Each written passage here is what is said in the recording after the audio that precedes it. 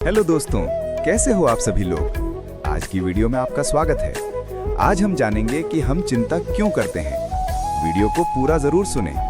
प्रस्तावना: चिंता क्यों जन्म लेती है। धीरे धीरे बजता हुआ शंख, पृष्ठभूमि में मंद संगीत और एक प्रश्न। क्या आपने कभी सोचा है कि चिंता आखिर जन्म क्यों लेती है। जब सब कुछ ठीक चल रहा होता है तब भी मन बेचैन क्यों रहता है।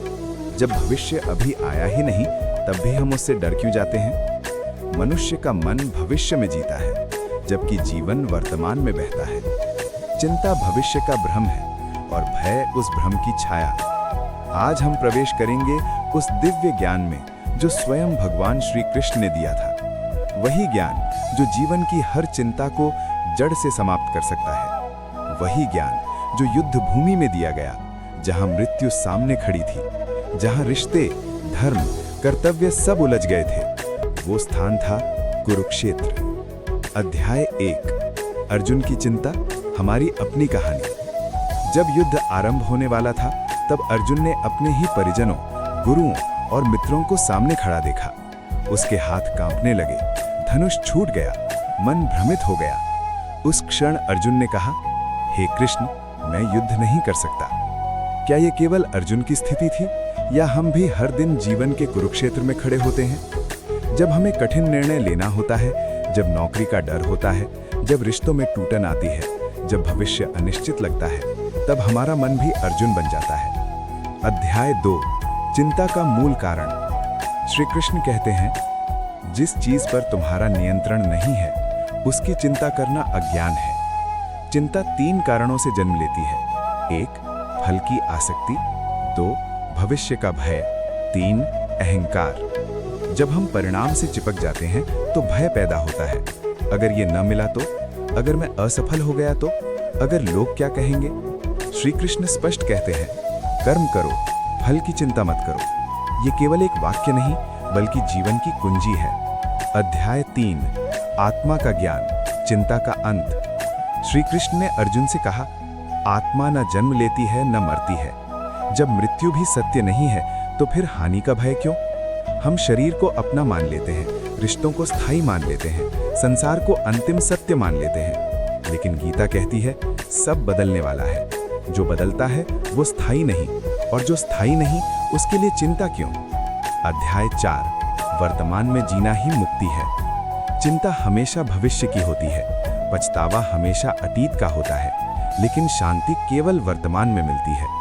श्री कृष्ण कहते हैं, जो हुआ अच्छा हुआ, जो हो रहा है अच्छा हो रहा है, जो होगा वो भी अच्छा होगा। जब हम जीवन को ईश्वर की योजना मान लेते हैं तो मन शांत हो जाता है। अध्याय 5, कर्मयोग, चिंता से मुक्ति का मार्ग। कर्मयोग का अर्थ है, कर्तव्य करो लेकिन मन को ईश्वर में स्थिर रखो।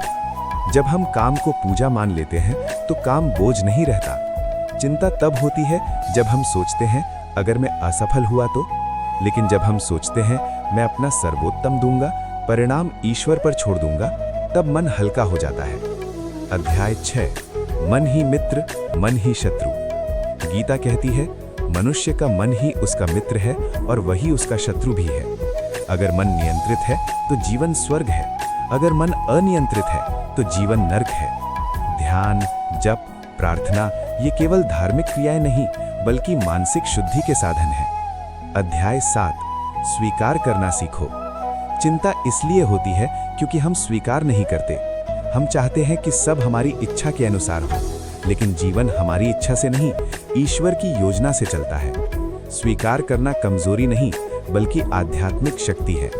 अध्याय 8, समर्पण, अंतिम समाधान। जब अर्जुन पूरी तरह टूट गया तब उसने कहा, मैं आपका शिष्य हूँ, मुझे मार्ग दिखाइए।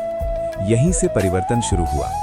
जब तक हम स्वयं को सर्वज्ञ समझते हैं, चिंता बनी रहती है। लेकिन जब हम समर्पण करते हैं, हे प्रभु मैं आपकी शरण में हूँ, तब मन शांत हो जाता है। अध्याय 9, भय और विश्वास। जहाँ विश्वास है वहाँ भय नहीं। अगर हमें ईश्वर पर विश्वास है तो चिंता स्वतः समाप्त हो जाती है। विश्वास का अर्थ है हर परिस्थिति में ये मानना कि ईश्वर मेरे साथ है। जब ये भाव भीतर उतर जाता है तो चिंता की जड़ कट जाती है। अध्याय 10, सफलता और असफलता का रहस्य। गीता कहती है, समत्व योग उच्यते। सफलता और असफलता दोनों में समान रहो। अगर सफलता में अहंकार नहीं और असफलता में निराशा नहीं तो चिंता नहीं रहेगी। अध्याय 11, मृत्यु का भय क्यों? मृत्यु केवल परिवर्तन है। जैसे हम पुराने वस्त्र छोड़कर नए पहनते हैं, वैसे ही आत्मा शरीर बदलती है। जब मृत्यु ही अंत नहीं तो फिर डर किस बात का? अध्याय 12, मोह और माया। चिंता का बड़ा कारण है मोह। हम चीजों को अपना मान लेते हैं, लेकिन गीता कहती है कुछ भी तुम्हारा नहीं है, सब ईश्वर का है। जब ये समझ आ जाती है तो चिंता समाप्त हो जाती है। अध्याय 13, आंतरिक शांति कैसे पाएं? 1, प्रतिदिन ध्यान करें। 2, गीता का एक श्लोक पढ़ें। 3, कृतज्ञता व्यक्त करें। 4, वर्तमान में जिएं। 5, सेवा करें। अध्याय 14, जीवन एक परीक्षा नहीं, एक यात्रा है। हम हर घटना को परीक्षा मान लेते हैं, लेकिन जीवन एक यात्रा है। हर अनुभव हमें मजबूत बनाता है, हर कठिनाई हमें निखारती है। अध्याय 15, अंतिम संदेश। जब अर्जुन ने गीता सुनी, उसकी चिंता समाप्त हो गई।